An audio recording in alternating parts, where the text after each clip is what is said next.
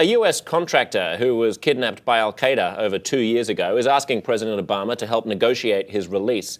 72-year-old Warren Weinstein appears in a video that's been released by as-sahab, al-Qaeda's media group. In the video, he calls on the president to help him get home to his wife, children and grandchildren.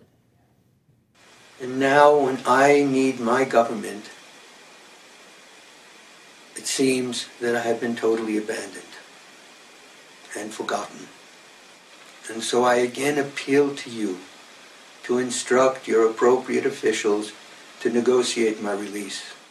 Zach, the US officially says that it doesn't negotiate with terrorists, but there's negotiating and there's negotiating. You know, there have been some cases of certain implied quid pro quos. What does the White House do when it sees a video like this? I mean, it depends on the video and it depends on the organization. It's, negotiating with, I think when you're talking about a state government, like the government of, say North Korea or Iran, the flexibility to do sort of quasi-negotiations is just much greater. The U.S. government doesn't recognize al-Qaeda as a political entity. So the idea that we're going to somehow be able to trade different policy things with al-Qaeda to get this guy back, I think is really, really thorny.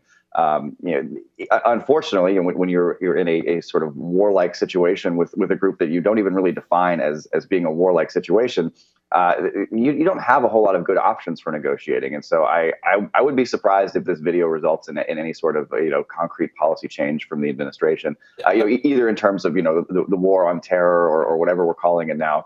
Or actually just trading hostages, that sort of thing. Yeah, but I mean, it's not like we only negotiate with political entities that we recognise. If there's a criminal activity and some thugs take over a building and hold people hostages, then we still negotiate with them to get the release of the hostages, even though we don't regard them as a political entity.